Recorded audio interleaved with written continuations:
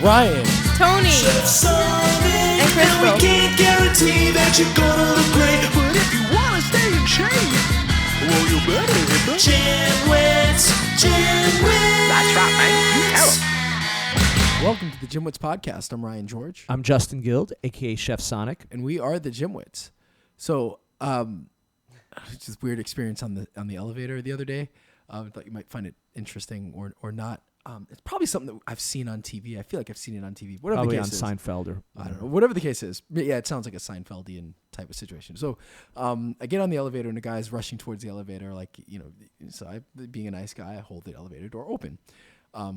Press the door open button. He gets on. He says, thank you. He walks over. Somebody else is rushing to the elevator. And this guy frantically pushes the door close button. He's just frantic like to get the doors to close before the next person could get on. And I just thought that was kind of messed up. Wait, that the guy So I held the door open for someone, and when he got on the elevator, he then frantically hit door close so that the next person who was coming in, who was kind of rushing in after him, it was that guy who's doing it. missed the elevator. I mean, not that, I know I've heard the door close button doesn't do anything, but he could have hit door open. He could have waited for the guy, but instead he was frantically pressing the button so that the other person couldn't get on. So I just found it kind of ironic. That is a little weird.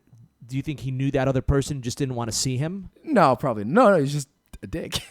Just clearly did not notice the irony of the situation. Yeah. Yeah. So I just thought it was kind of funny. Yeah, no, that is. What did you think of that advertisement I showed you earlier? No, the weird. Yeah, I don't know. I thought there was a point to it, and then there was. Yeah, there was none. Just you got to give some context. So I don't know why, but weird Japanese ads, and this is not the first one for either Japanese products or this or that, have been appearing on my YouTube, my feed. When I watch videos, so they give you ads. Probably because I was looking up video game music, maybe, and some of them were Japanese composers. I don't know, but that's why I've been getting some Japanese. Well, that's why I think I've been getting Japanese ads. So I just saw a very weird ad on sake, and this type of sake. It was just very strange. It was this.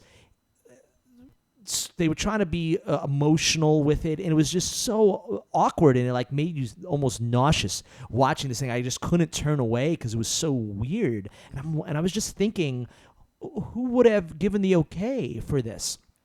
People know what's just, even Japanese producers, people from other countries know what's cheesy and which is ineffective. It would make me not want to buy the product. So Ryan, can you think of any? And there was a big budget to this commercial too, right? It was filmed well in various locations, and they had actors. And I'm just wondering, what were they thinking?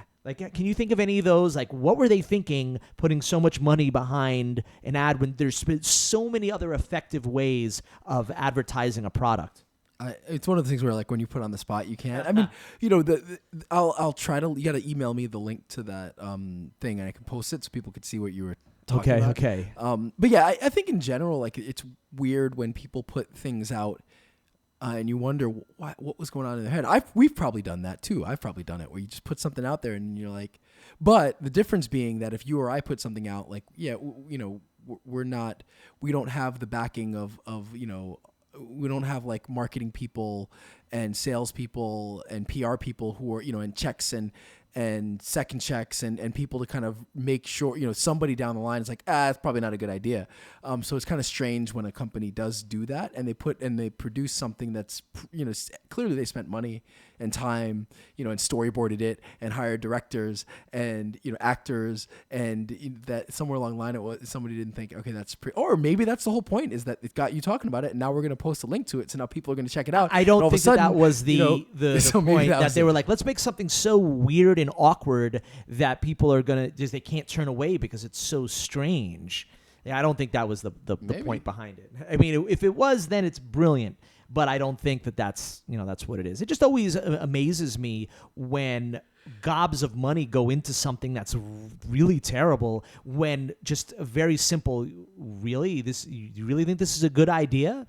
Right? From someone with a rational head could have, just stopped it or at least made it better in one way or another. It just always interests me. So on the exercise front, I'm getting huge. I don't know if you can notice just by looking at me with a shirt on, but ever since I've been doing all these negative these negative workouts, I've really increased my muscle mass. I can see the difference. Like I'm a little sore right now, but it sort of worked. Maybe just because I've never done that before. Mm-hmm. So I don't know if you could if I look any different, just I guess you look a little bit bigger. Yeah. Right. And with me, I get bigger in like a bulky way. So it's not like Ryan who gets bigger like in an attractive way where like he's like all ripped and stuff. I just turn into like I just turn into a mass blob. You look like 70s strong, not 70, like 30s strongman type of build. Yeah. Nah. But no, I guess you do look a little bit bigger.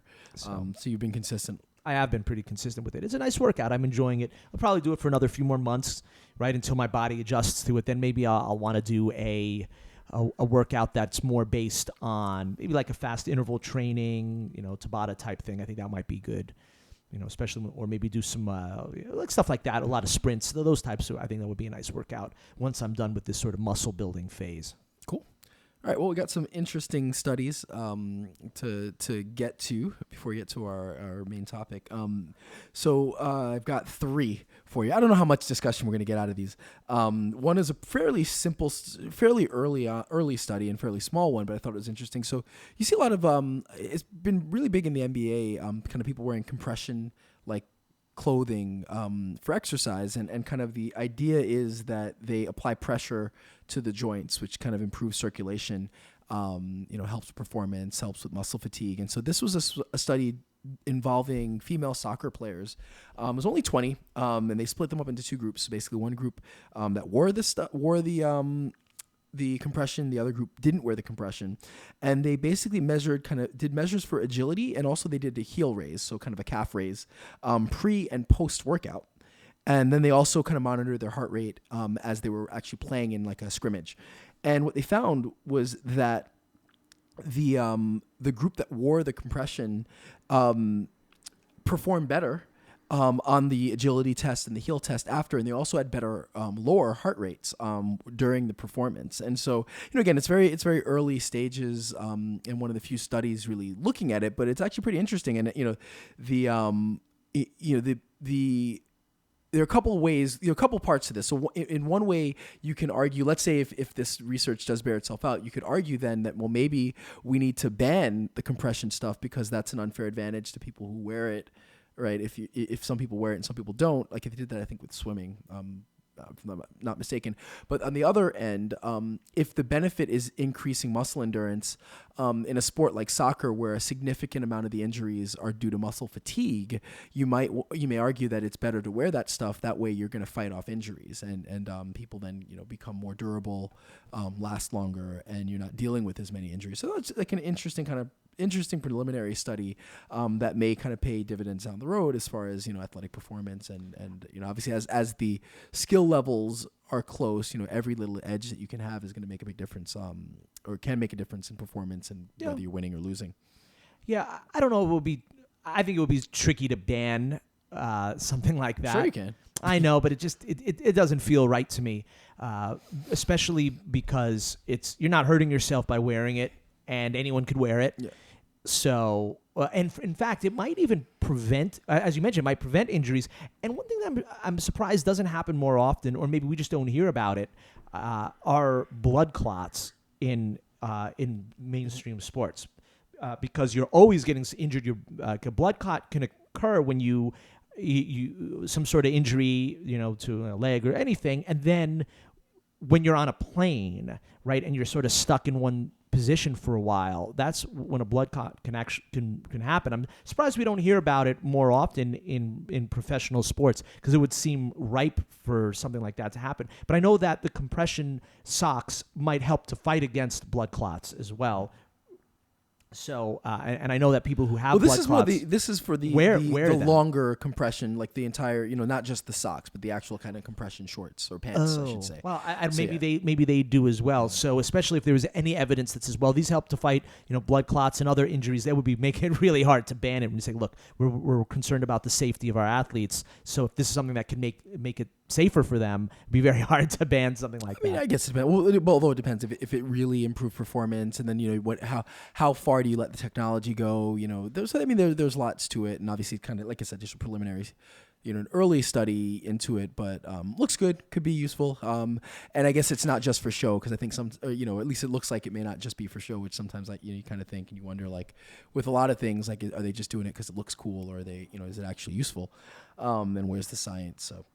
All right, so the second study I have, this is actually a common thing. People kind of the myth is that exercising at night is bad for your sleep. And so this one was actually showing, this study actually shows that exercising in the evening doesn't necessarily cause sleep problems. So this was actually by the Institute of Human Movement Sciences and Sport in Zurich. And it was an analysis of 23 studies relating to exercise and sleep. And so what it found kind of overall was that basically after exercise actually helps with sleep. So in general, after exercise, you're in a deep sleep for 21% of the time versus 19% when you don't exercise before sleeping. And then deep sleep is important with is positively associated with physical activity. So the one kind of caveat they found though is that and this is only based on one study, but a vigorous workout within 1 hour of sleep is kind of the exception to the rule. So basically, if you do like a really high intensity workout before you go to sleep, it will take you longer to fall asleep, at least based on the one study that was involved in the 23 they looked at. But this is likely because, if you exercise really hard, your heart rate is high, and then it takes a little bit of a while to come back down. So, obviously, if you're a person, this is subject to kind of anecdotes, I guess. So like if you're a person who, if you work out and you find it really hard to sleep at night, then listening to me or this is probably not going to help all that much. You're still going to have trouble falling asleep. So there is it is person specific to that extent, but at least based on the science, it seems to be that it's a bit of an old wives' tale that exercising late at night is going to cause, or exercising at night is going to make it hard for you to fall asleep. Not mad. Okay. That was simple enough. And then the next study from the Journal of Strength and Conditioning Research. Now, this had to do with kind of gaining and kind of use it or lose it. So the idea that if you don't exercise, you're going to lose all your gains. And so this one was, this was interesting. So basically it was 4 workouts a week. Over the course of 3 weeks, or 3 months, sorry. So they worked out they did 4 workouts a week. It was an isometric knee extension. So kind of think of an isometric leg extension. So they did 4 workouts a week for 3 months. And then over the following 3 months, they did nothing, right? And so this was kind of measuring what's kind of change in the, in size, in voluntary strength, in maximum strength. And so what they found was obviously after training, so after 3 months, there was an increase in size of the legs, right? There was an increase in voluntary activation. There's also an increase in the maximum strength. So if you subject it to electrical stimulation, what's the maximum strength? And then also tendon stiffness. So all of those things increased through exercise, of course. And then after exercise, what was interesting, so basically after 1 month, the size gains were lost mostly. The tendon stiffness was also lost mostly after 2 months. However, the strength, so looking at the voluntary activation, so what's the maximum you can kind of recruit on your own, and then the maximum strength, they went down, but they were largely retained, especially early on. So kind of goes to show, and it confirms kind of what we kind of already knew, already mostly thought, but that, when you stop exercising, I think the first thing to go is going to be the size, but you don't necessarily lose your strength. So just because you stop exercising for whatever reason, be it, injury or work or, life just happens and you stop exercising for a little bit of time, it's not that you go all the way back down to zero. You can kind of, the strength is still there. And so, to an extent, which we've talked about before with things dealing with muscle memory, you don't lose everything if you stop. So, don't get discouraged. You just kind of got to get back on the horse. And a lot of times that size will start to come back. So those, not too much no to say, crazy but discussion today. Yeah. Okay. So those are the interesting studies for this week. That's good stuff. Anyway, So today we got a really good interview. Got Joe Cannon, which sounds like a pro wrestler's name. When you think about it, right? Like Joe Cannon. But we had an awesome interview. Talking about rhabdomyolysis, if I'm pronouncing that right, and supplementation, and really kind of did a bit of a dive into supplements, and really had a really good chat. So without further ado, here is our interview with Joe. It's kind of a loose title, Yeah. but I got my master's in it, so you can't take that away from me. Nice. All right, so we'll get started in 3, 2. Hey, everyone. We are here with Joe Cannon. How's it going, Joe? It's going great. How you guys doing? Great. Very well, very well. Joe is an exercise physiologist, and he has a master's in... You can explain it, Joe. Me? Oh, my master's is in exercise science. Nice. My undergrad is biochemistry. Cool, Awesome. cool. So, yeah, Joe is very knowledgeable. And we have an interesting discussion. We're going to talk a little bit about supplements and about Rhabdo, which has been a recent hot topic on the GymWits. But before we get into that, Joe, we always ask about your background in fitness. Yeah, so I'm a bit of a nerd when it comes to this. I got into the exercise field not so much from a sports background, but from a health and wellness background. I was intrigued by the research linking more physical activity with greater levels of longevity and decreased health problems as people grow older.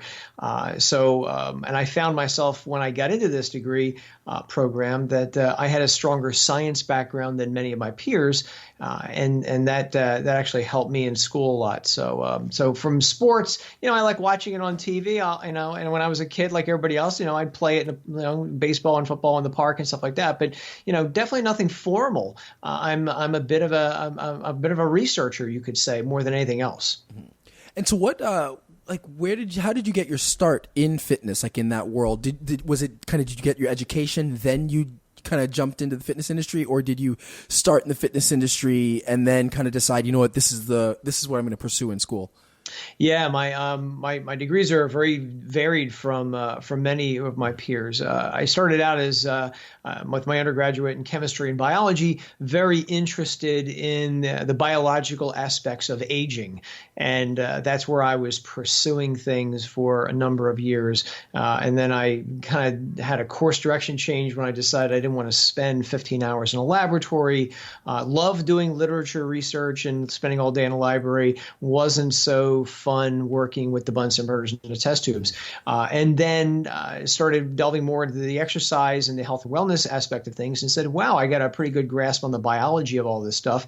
And it is very intriguing, very evidence-based. And so that's what led me into the exercise science. As for getting into the fitness industry, I think my initial, stepping into the waters, if you will, probably came very similar to many people. I was working at a local YMCA, and they knew my background, and they offered me a job, and I said, yeah, sure. And that was basically it. The rest is history, as you can say. Cool. Well, no, this wasn't kind of initially part of our topic of discussion, but with your kind of expertise and background in exercise, in kind of dealing with aging, maybe if you give us a little bit of some of the explanation why exercise is so helpful towards kind of slowing the aging process. And I know this is this a whole can of worms that we could get a lot into, but maybe something to share, just some basic stuff to share for our listeners about why exercise is so useful to kind of slow that process. Yeah, we could spend a long time on that, but essentially, exercise has a myriad of effects in the body. It makes it helps us repair our DNA more efficiently. So our DNA are constantly undergoing assaults from not only the foods we eat, but also the environment as well. So exercise ramps up our internal DNA repair mechanisms. It helps our blood vessels stay healthy. As people get older, we tend to get hardening of the arteries. One of the things that exercise does is it makes our blood vessels much more rubbery as we age. And they're better able to respond to nitric oxide, so you see your blood vessels will vasodilate better. And that's one of the reasons why you'll see people who exercise regularly tend to have lower blood pressures than couch potatoes who watch Netflix and Amazon Prime all day long. So it'll do that. Gee whiz, it'll offset a condition called sarcopenia, which is fancy talk for muscle loss as we get older. And sarcopenia is a condition that usually begins in our mid-30s and mid-40s and progresses over time. It affects mostly those fast-twitch muscle fibers. But we find that if we exercise, throughout the lifespan, that we can maintain more of our fast-twitch, powerful fibers, in which case that's going to allow us to better take care of ourselves when we're 80, 90, 100 years old and beyond, hopefully. And so we'll be able to hopefully stay out of a nursing home and have a better quality of life. So, the effects of exercise on the aging process are varied, and there's a myriad of ways in which it helps us. The sky's the limit, essentially. You can't go wrong by moving. As I often said to my grandmother when she was 100, a body in motion stays in motion, a body at rest stays at rest. And if we rest long enough, we'll rest forever. So the idea is keep moving. Awesome. Oh, that's a great, succinct kind of explanation that really kind of touches on a lot of bases, and that awesome. Thank you. So your book, I got this correct, is called Rhabdo: the scary side effect. The scary side effect you need to know about. Did I have that right? Yeah, Okay. Rhabdo, the scary side effect of exercise you need to know about. Got it. So I guess, can you tell our listeners, it's funny because we just talked about this a week ago. We had something down, but I don't think the person had quite the knowledge base as far as what rhabdomyolysis is and how, kind of some of the science behind it. So it's awesome that we have you on this week so we can kind of follow up on that. So I guess if you can tell us a little bit, kind of what is it, and why is it something that people should be aware of and concerned with? Sure. Rhabdomyolysis literally translates into muscle fiber death. And the variety of things can cause this. So you could be caused by trauma, some medications, maybe some supplements have been linked to it as well. When exercise causes it, over-exercising, it's called exertional rhabdomyolysis or exercise-induced. Essentially what happens here is the muscle fibers die and their cellular contents then escape into the bloodstream. Some of this stuff in high concentrations is not healthy for us and could lead to some pretty serious side effects. For instance, I'm sure if you talked about it before, you probably heard about the potential for kidney failure associated with rhabdomyolysis. And that's predominantly due to a protein in our muscles, which in high concentrations is toxic to our kidneys. And the kidneys issue seems to get the most attention, but I like to draw people's attention to the fact that rhabdo can also lead to liver abnormalities, liver problems. So there'll be elevated liver enzymes. There could also be heart rhythm abnormalities. Your heart may start to beat irregularly, and in extreme cases, this could bring about a heart attack. There are cases of rhabdo-induced heart attack occurring as well. There would be increased swelling of the arms and legs, depending on what muscle was involved in the activity. It would be significant. You can see it. I was talking to somebody just the other day who said she couldn't fit in her jeans the next day. I've talked to other people who said they couldn't bend or extend their arms. The swelling was so bad. That may actually require surgery to correct if doctors cannot bring it under control. So there's a variety of issues that can arise from rhabdo beyond the kidney aspect, although I do agree the kidney failure side effect is definitely very significant. So people might be getting scared, especially the avid exercisers or people that may be doing CrossFit and stuff where you're really pushing your body. How difficult is it to acquire rhabdo? Is it just an issue of exercising too much and not resting enough, not getting proper nutrition, maybe drinking too much? Or is it something that you might not realize that you're pushing yourself too hard? Maybe you feel good and then one day something bothers you, go to the doctor and now you've been diagnosed. Yeah, you asked a lot of questions in that sentence. So when we talk about rhabdo, a lot of people are under the impression you have to exercise intensely to get it. I like to bust that myth whenever I possibly can. I have met people who've gotten rhabdo from gardening. And while most people don't think of gardening as intense, the thing to remember with rhabdo is, and the way I usually discuss it when I teach classes on this, is that rhabdo occurs when you do a lot of stuff you're not used to doing. And so if you're not used to, say, gardening and you do enough of it, potentially it could arise. If you're not used to taking a group exercise class and you do enough of it, you push beyond your mental limits, your mental breaking point, so to speak, that could bring it about. So the thing with rhabdo is that when you do activities that are unusual to you, that you're not used to or haven't done in a long time, if the activity is repetitive over and over and over again, and usually if it contains a lot of volume, you're in the class for 45 minutes or an hour, or you're doing a lot of sets and a lot of reps with little or no rest, that can bring about rhabdo. yes, not getting enough hydration can make this condition worse, but I like to tell people that drinking water does not stop rhabdo from occurring. It may reduce the incidence of it occurring by keeping maybe your core temperature down a little bit, but it will not stop muscle fiber death. And that's a message that I think the exercise community needs to hear more, because when they hear rhabdo, they hear, oh, you got to drink a lot of water. My advice to anybody who thinks they have rhabdo is get to the emergency room. Doctors will diagnose this in 10 minutes with some various blood tests and urine tests and stuff like that. But drinking water sitting there silent is not the answer. And I think that's something I need to get out whenever I can, because we talk about how common is this, and rhabdo is often said to be a rare side effect of exercise. Well, if it's so rare, how come every day I go on, say, Twitter or Instagram, I see people in the hospital with hashtag rhabdo? I just saw it again today. So is it more common than people think? I think it might be. I don't know the answer totally, because no one's tracking the incidence of rhabdo in the general population. The only group that I know that tracks this is the U.S. military, because they have seen rhabdo over the years, in the Marines, Air Force, et cetera, and they've been working to bring that down. But I'm aware of it in, say, the police academy, and if someone's going to be a fireman, they get it as well. But in the general population, I can't tell you. I just know that I see a lot of it, online, on Instagram, for instance, or Twitter, a lot when people use hashtag rhabdo or hashtag rhabdomyolysis. I look at these hashtags regularly, and so I see them an awful lot. So it is not just the intense exercise; it's unusual exercise. It's a lot of volume, a lot of weight, reps, and sets in a short period of time. And again, it's when you do things you're not used to doing. So if you've never taken a group exercise class, for instance, that is a possibility. You mentioned CrossFit, and while they often get a lot of talk when I mention rhabdo, CrossFit, it's interesting that there are reports of people getting rhabdo who are not taking CrossFit classes. So I think they sometimes get an undue association with this disorder. There are cases of people getting rhabdo in indoor cycling classes, for instance. And again, I've actually talked to several of those individuals.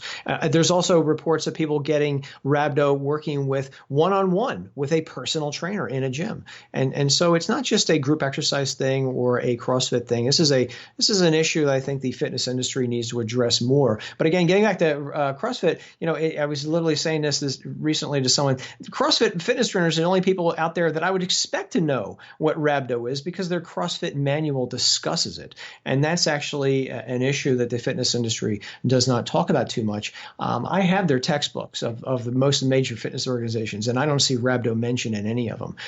You mentioned my book on rhabdo, which is the first book ever written on rhabdo and exercise, but I also wrote the first personal training textbook that addresses rhabdo. And I wrote the first edition of that many years ago. So it is something that I think a lot of fitness trainers need to take more seriously, and the general population as well needs to be better educated about this disorder. Just a quick comment on that. Whether it's super common, or you could say, well, the general population happens in 1 in every 100,000 people, right? The fact is that there are a lot of people that suffer from it. And if there are a lot of people, even if it's relatively uncommon, that's still a lot, and it's still something that should be paid attention to. So I know the whole, it's not that uncommon, so we don't have to worry that. I don't buy into that. Anyhow, so Ryan wanted to mention something. Yeah, so a couple questions. One is, I guess, what are the symptoms that, if someone suspects that they might have it, what are the symptoms, and maybe how does it differ from DOMS? So, how would you know you're dealing with rhabdo versus just dealing with like a case of dealing with DOMS? Is there kind of a gray area where they overlap? Like, if you can give us a little bit more on that, it'd be great. Sure. So if a lot of people talk about when they think they might have rhabdo, they'll get online, they'll do some searching, and they'll find some website, and they'll say, if you have dark colored urine, you have rhabdo. Well, I would agree that if your urine looks like, iced tea or cola colored, that's not a good sign. Okay. And so I understand why people would say stuff like that. And again, that is one of the, so-called litmus tests, if you will, for rhabdo. The one thing I do like to point out to people is that not everybody with rhabdo gets that symptom. And I've talked to many people over the years who did not have the dark colored urine symptom. And so I normally, when someone says to me, do I have rhabdo, the thing thing that I would ask them is, did you recently, like today or yesterday, do an activity or exercise regimen that you had not done before? And if the answer is yes, I would then say to them, are you in pain, or do you feel pain when you're not moving? And this gets to your second question, because how do you tell the difference between rhabdo and delayed muscle soreness? Because they do share some commonalities and they both hurt. But the thing to remember is with delayed muscle soreness, the one we've all had when we work out a little bit too hard, delayed muscle soreness doesn't hurt until you move or press on that muscle. And so everybody listen to us right now. If they have a delayed muscle soreness, just sit still and see, do your muscles hurt now? Odds are they don't. And that's delayed muscle soreness. But if you are in pain and it's really, really bad pain, people report with rhabdo, that with the fact that you did something you weren't used to doing recently within the last 24 hours or so, that would make me, make my spider sense start to tingle a bit and make me wonder if maybe you might have rhabdo. At that point, I might say, how does your urine look? But that's not going to be my main litmus test because that doesn't happen with everybody. And also, sometimes people who have rhabdo, their urination actually decreases, which makes sense when you consider their kidneys are being impacted. And so if their kidneys are impacted, their urine volume is going to decrease. So pain when you're not moving, coupled with the fact that you recently did some activity or exercise that you were not used to, that would make me wonder if it was more rhabdo than delayed muscle soreness. So that would be my answer to that question. Cool. So now, is generally when you're dealing with rhabdo, is it a fast onset, or is it something that kind of can happen gradually? Like, is it, will you kind of know pretty quickly that, okay, something's wrong, or does that pain kind of start at a lower level and build, let's say, over the course of a day or two, or however long, that period is from when you do have that tough, new kind of hard, new or different workout? Yeah, great question. And that's, I think, one of the reasons why people confuse rhabdo and delayed muscle soreness, because with delayed muscle soreness, the pain usually pops up 24 to 48 hours, after you do something over exercising. Rhabdo is interesting in that the pain often pops up from 0 to about 24 hours after you worked out a little bit too much or did an activity you weren't used to. So the rising of the pain appears in many cases to be a little quicker than delayed muscle soreness, and the pain over the course of several hours gets worse. And unfortunately, I've gotten many emails from people in the past who've literally written me in the middle of the night, my muscles are on fire. I'm in agony. I don't know what to do. Everybody's asleep. I'm afraid to wake everybody up. What do I do? And I can see they sent that email at 2 a.m. and I'll get my email. I'll check it at around 8 o'clock in the morning, and then I write back, are you okay? Did you go to the hospital? So the pain is quicker in many cases than with delayed muscle soreness. Also, with delayed muscle soreness, the pain usually is significantly better within 4 to 5 days. Pain from rhabdo can persist for about 2 weeks in some individuals. And so I really wouldn't wait for 2 weeks. But so, that's why I usually say, if you're in pain when you're not moving, pain when you're not moving is never a good sign. And that's why I'd always caution somebody to, go get medical attention if you even suspect it might be rhabdo. But if you're just sitting there and you're not in pain, it's usually delayed muscle soreness. Awesome.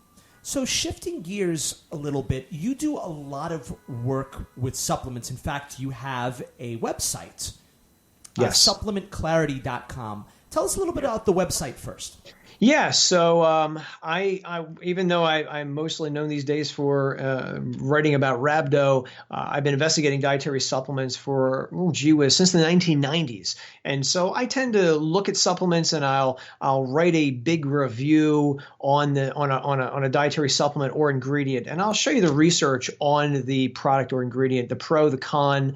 I'll talk about suspected side effects. Essentially, give you a big hub of information so that you can make a more informed decision of whether the product is right for you. That's essentially what I do.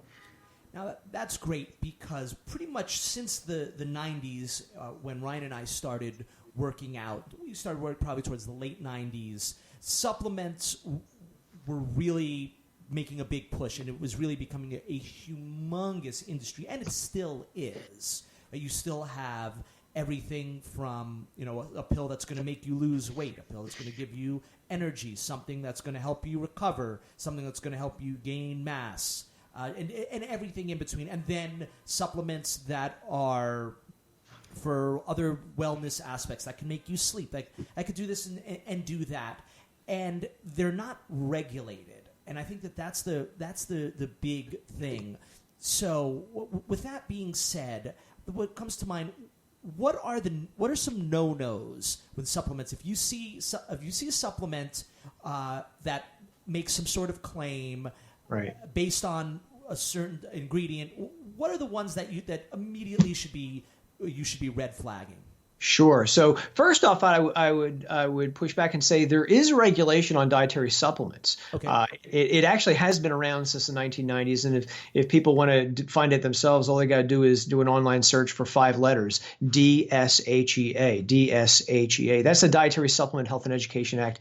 It's been around since I think in October of 1994. But I get where people say it's not regulated, because the regulation of supplements is loose compared to, say, prescription medication. For instance, one of the stipulations is companies are essentially on the honor system. If you're taking, for instance, I don't know, say vitamin C, there's nobody making them put vitamin C in their vitamin C supplement. Most companies do, but they're on the honor system. And so that's where people, I think they say, well, there's no regulation. There are some bad apples out there. Most companies, they do, what they're supposed to be doing, but there have been instances where, supplements have been tested and you find they have less than they say or more than they say, or sometimes even they contain things they don't talk about on their labels. So I get where people say there's no regulation, but yeah, technically there is. But as for, red flags for me, here we are, we're in America. So I like things where I can read the label. And I know I've been to places where,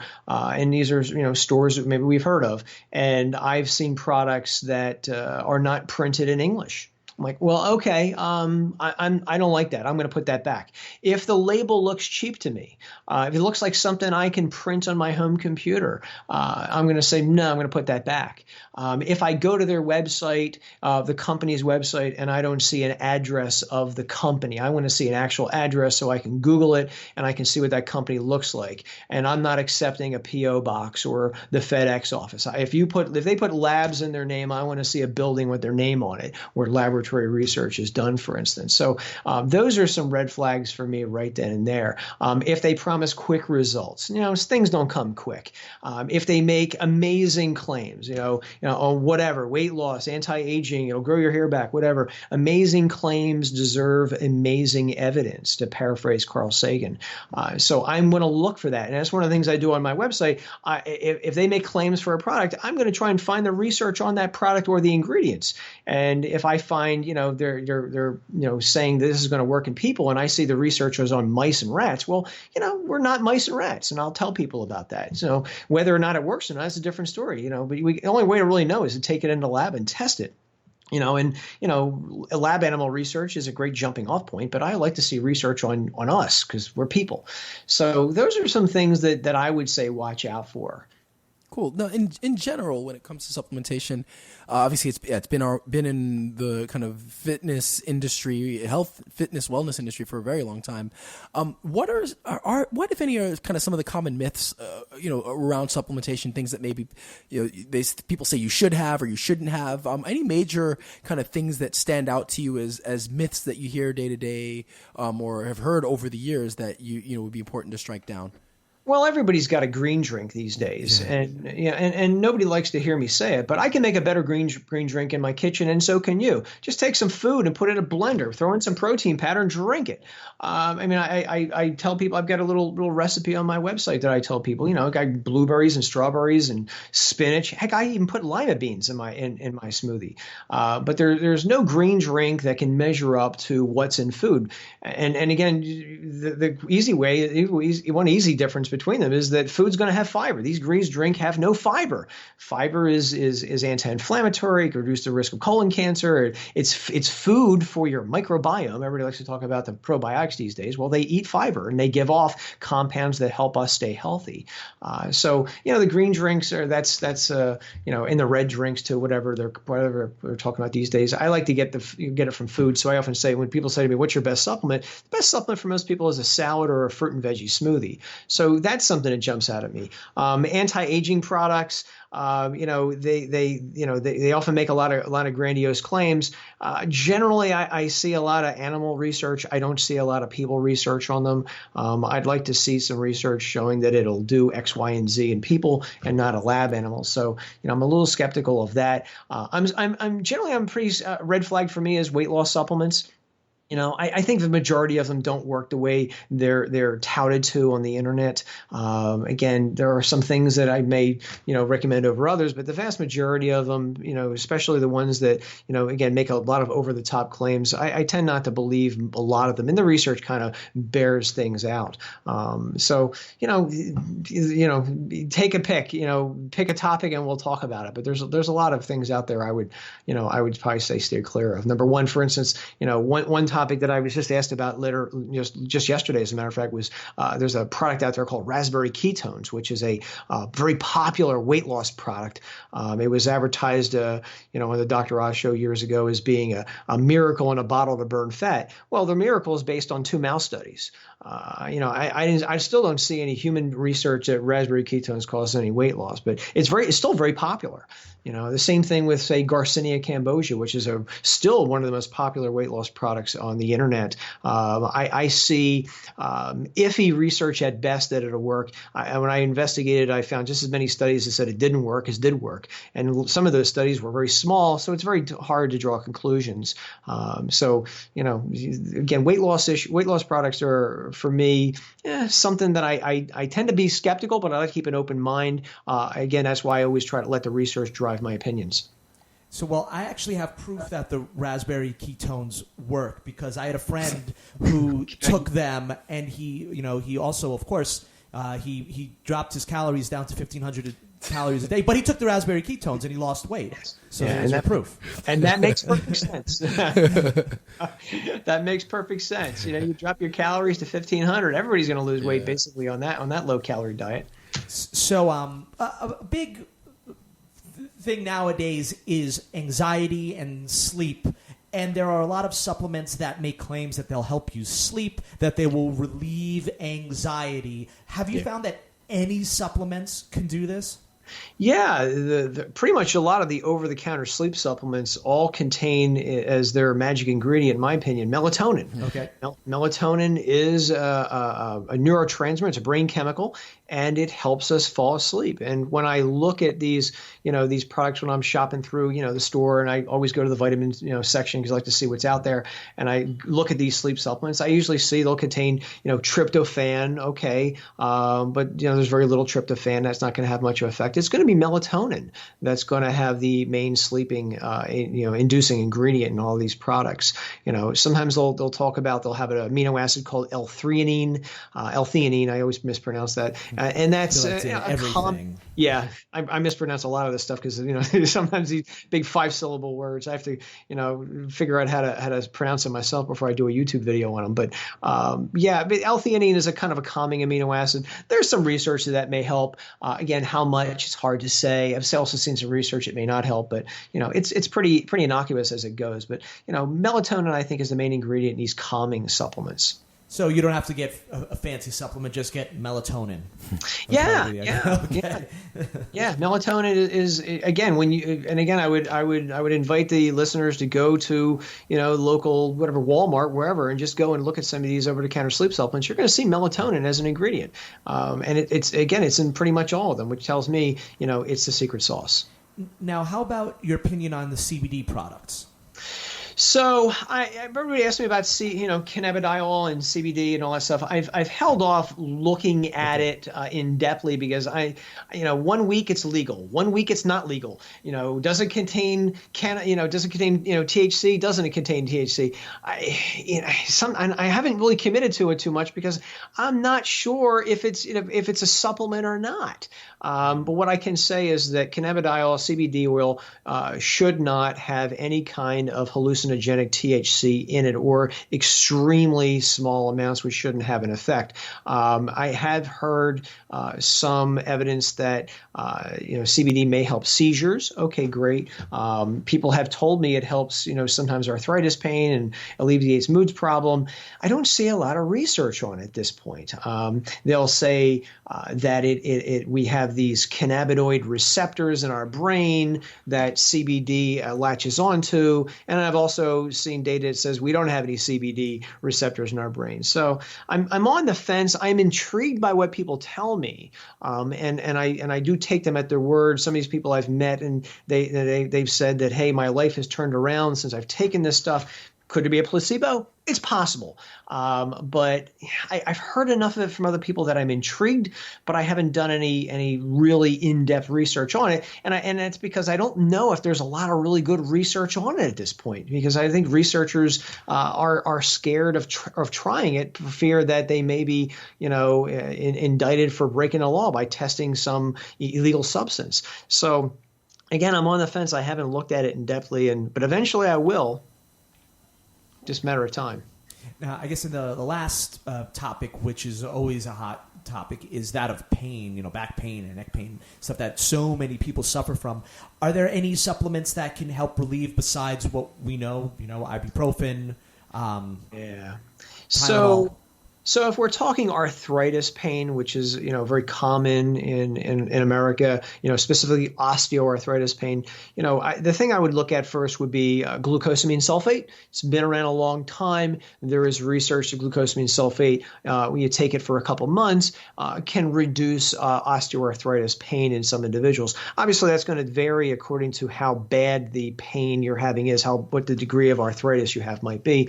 If people are going to take a look at that, I would say, look at the back of the label of the product and make sure it's glucosamine sulfate and not glucosamine HCl. That's in a lot of products as well. It's a different type of glucosamine, and I don't believe it's as effective. When I look at the research, most of the positive research is on glucosamine sulfate, not glucosamine HCl.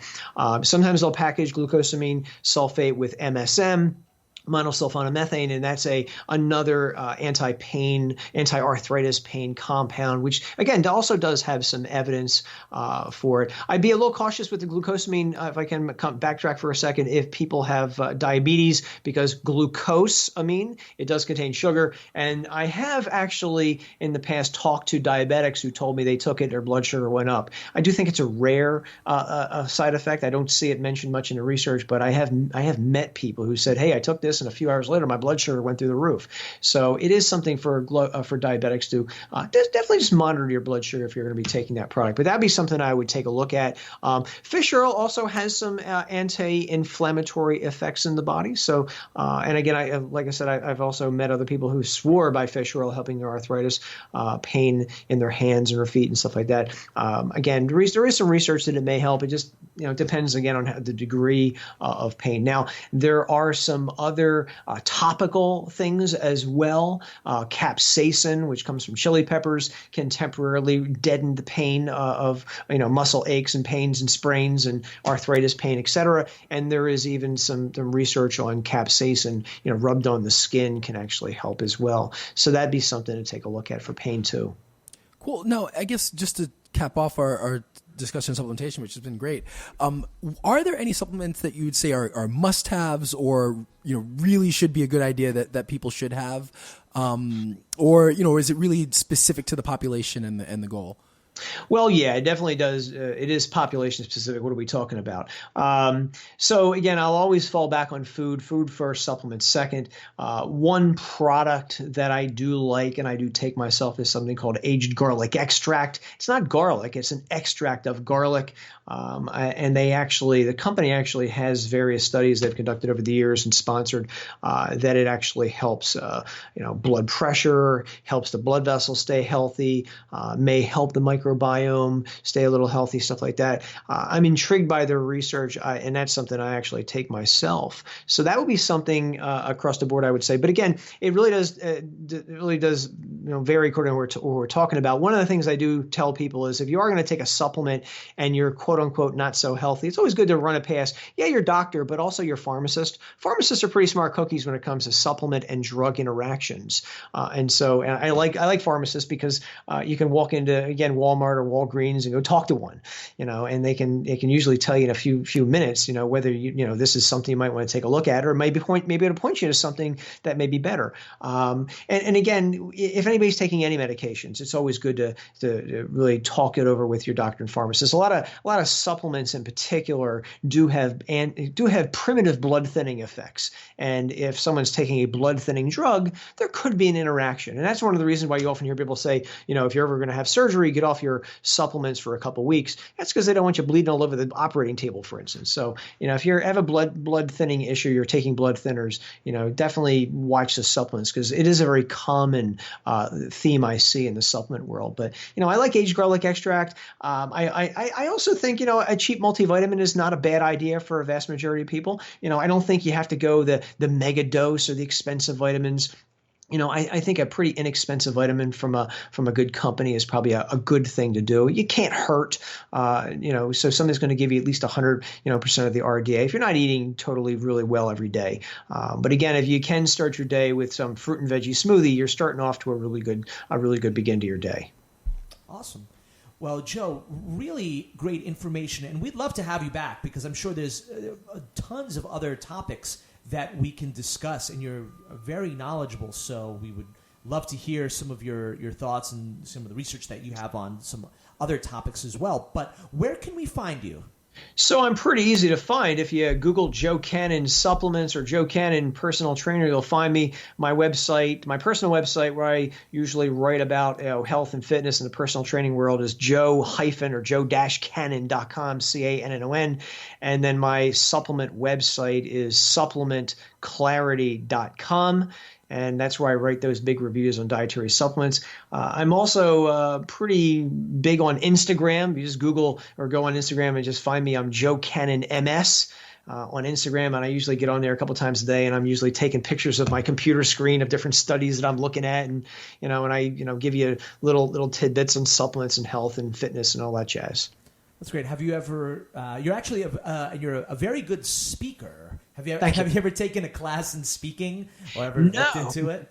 No, I actually good at it. You don't stutter. You don't. I haven't heard like an or anything like that. Hey, I appreciate that. No, never really did take anything formal. I have been told I have a voice for radio, probably have a face for radio too, but no. But I do teach personal training, so I do talk a lot in front of groups of people. So that's that may be coming through over the air right now. I don't know, but I'll take the compliment. Have you ever considered doing your own podcast? It is on my list of things to do. I love podcasts. And as a matter of fact, when I'm driving or I'm biking or walking around the neighborhood, I'm listening to podcasts. And so I do love them, and I have thought about doing it. I've been, dipping my toes in the YouTube world. So I have a few YouTube videos where I, talk about different topics of supplements and health and stuff like that. But I would love to be able to do a podcast on, various topics. So maybe we'll talk and you'll tell me how you do your podcast, because it's still a mystery to me at this point. Anytime, just any questions you might have, feel free to ask away. I will. Do that. So awesome, Joe. Well, have a great day, and we definitely look forward to having you back. Hey guys, I appreciate it. Call back anytime. I'd love to come back on for another visit. Speaking of use it or lose it, I know we talked about this in our intro. I feel a little off today because we haven't really recorded in a while. So as far as like us physically, you recording, couldn't make it last week. Yeah, I couldn't make it last week, and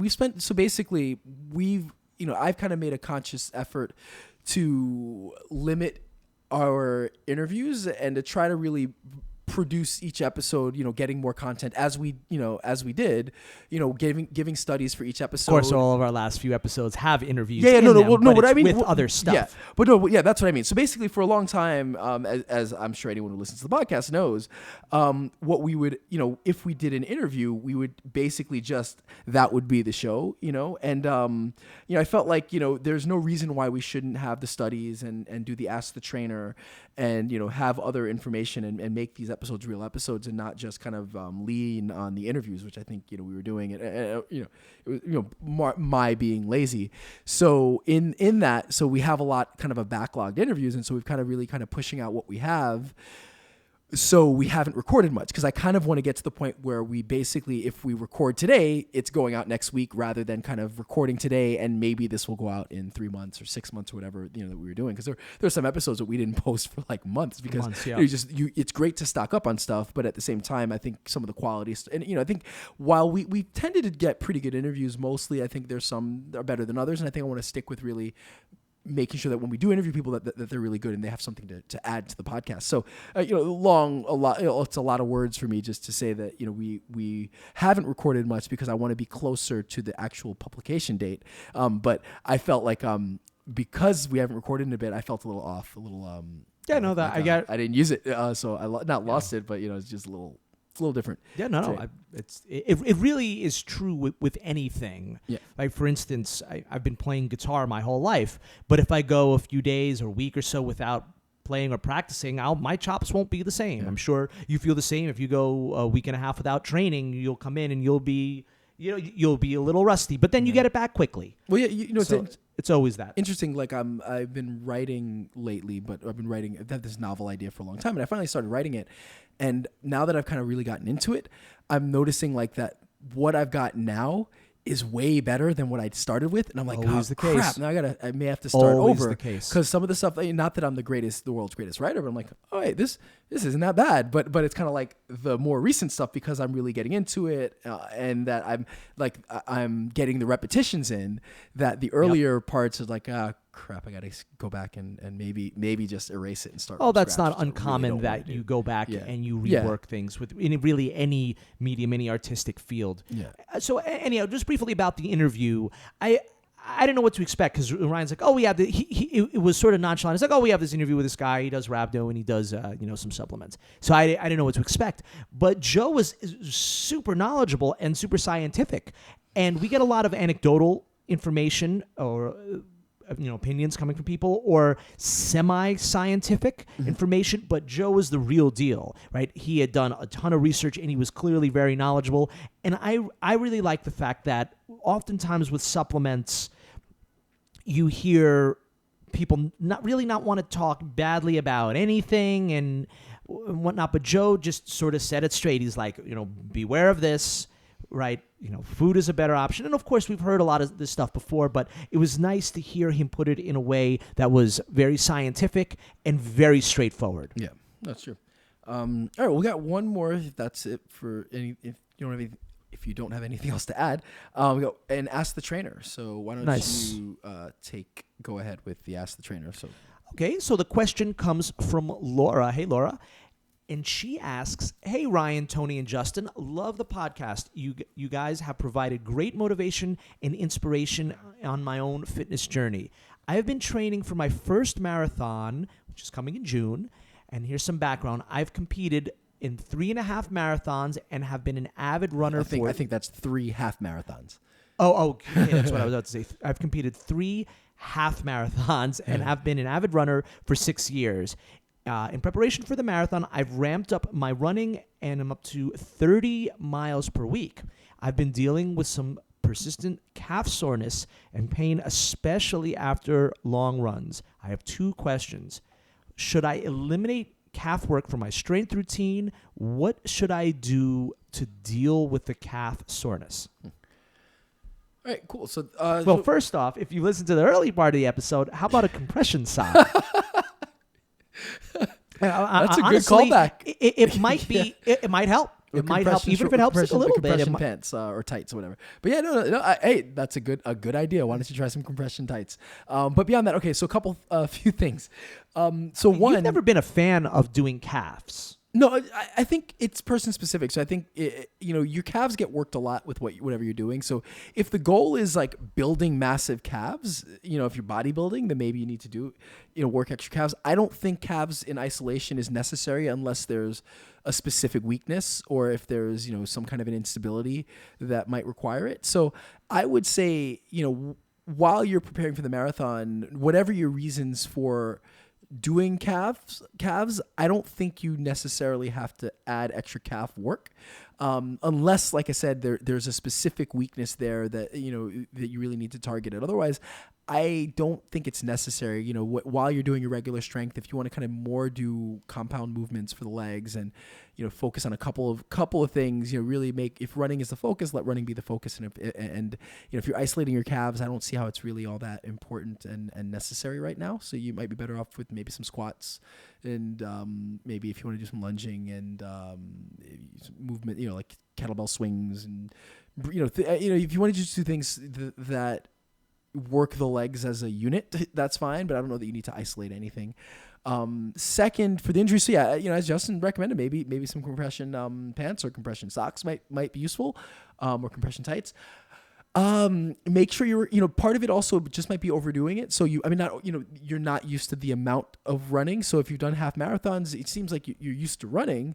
So it might be that as the mileage has gone up, you're just reacting to it. So depending on, if the marathon's in June, maybe take it a step back and, go back to an earlier mileage. So let's say if you jumped up to 35 miles a week, maybe drop down to what you were before and increase a little bit slower. That might be one option.